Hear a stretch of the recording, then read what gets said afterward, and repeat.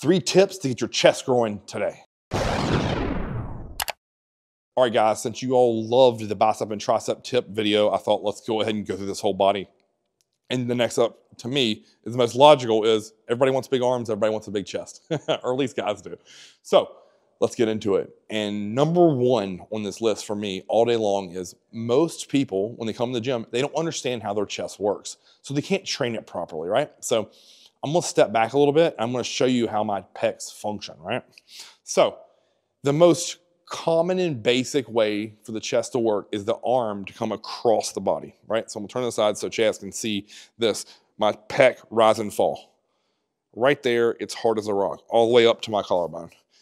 So if you look at that, what function is that? It's elbow away to stretch or lengthen, and then elbow towards my sternum or rib cage, however you want to think about that, to contract the pecs, right? So you're gonna say, oh, Chris, awesome. That covers the fly. But if you think about this logically, right?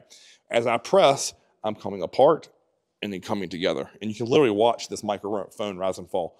So stretch to contract, stretch to contract. Now, if I want to hit the upper chest, guess what? I just change the angle. I'm here. I'm pressing up. If I want to do the lower pecs, I'm pressing down here, right? And then obviously with a fly, it's the same thing. Opening, close. Open the chest, close it. So if you start to begin to think about that motion when you're pressing with a dumbbell, a barbell, a machine, right? So if I'm seated in a hammer strength machine, I'm here and it's bam, chest, here, chest. I'm thinking about stretching those pecs. And if you notice from the side, I want to show this, I'm tight. And you notice the first thing I did to even get my chest to turn on, right, is I raised my rib cage, contracted my low to mid trap here, come down, stretch, and then up and in. Up and in. It doesn't matter, again, if you want a push-up, a bench press, a dumbbell bench press, or a machine. All of those work the exact same. And then with the fly, guys, it's the same thing. It's here, or high cable crossovers. We're here, bam. If you look, I'm squeezing down. Every part of my chest is hard as a rock. If you can't do that with no load, you cannot replicate that in the gym. So practice what I just showed here with the press and with the simulated fly.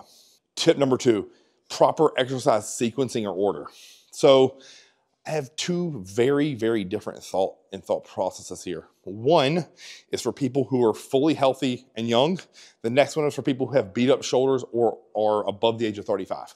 So first, if I'm young, healthy, and need to pack on muscle, here's the exercise order and selection I'm gonna use. Dumbbell press, a barbell press, preferably incline, into a machine press, into a fly.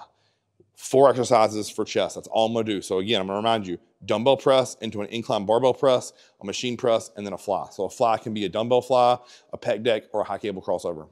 That should be your chest workout until you have enough meat on there. Now, once you get deeper into your bodybuilding career, that's where I think the exercise order and selection needs to change and be more creative, especially if you're starting to feel some wear and tear on your shoulder. So if you watch any of my chest videos, I'm gonna start with a machine press. I'm gonna go into a cable or machine fly. Then I'm gonna do my free weight exercise. So I'm either gonna choose the dumbbell or the barbell, not the dumbbell and the barbell as I suggested to younger or people with extremely good shoulders. Then lastly, I'm gonna finish with something super pumpy. So a lot of times for me, that's gonna be a superset of another fly and a stretch push-up, a fly and a dip. It's gonna be something that just forces tons and tons of blood. It could be a fly and another machine press. I wanna think, so if you look at that, it is activation, stretch and volume, into a free weight exercise, into extreme pump. So to me, if you fall in one of those 2 categories, and everyone does, you're young and healthy, or you're beat up and above the age of 35. It's one of those 2. And you just follow that exercise sequence and ordering, and I promise your chest will start to take off with new growth. All right, and tip number 3, you're allowing your front delt and your tricep to do a lot of this work. So let's start with shoulders. A lot of times I'll see people, I'm going from the side, when they press, they come down, they're good, they're good, they're good. And instead of stopping here, where to me is a full chest contraction, they go there. So if you see that whole shoulder girdle, watch it again. I'll go slow. Here, here, here, we're good, we're good, we're good. We're still in my chest. Now watch this motion in my shoulder. You see everything like that? This to this. If you're doing that, I'm telling you, too much shoulder. Now, on the flip side of that, if you're doing incline barbell press, you know there's a reason I stop 2 or 3 inches above my chest, and that's to keep all the tension on it, because when I come down, it's chest, chest, chest. Anything from here to my chest is gonna be front delt and rotator cuff, and we don't want that. We wanna stay away from that, guys. So again, keeping the weight loaded to the pecs is what we're after. So what we wanna think about with shoulders, keeping them out of it, is we wanna keep my shoulders down and depressed and press. I never wanna let my shoulders get here, here. Not good, not pecs, not what we want. Now, lastly, for triceps, that can be a multitude of things, but to me, a lot of times that stems from locking out. So I'm, again, turn to the side. When I press up for my chest, I stop there. That's a soft bend in my elbow.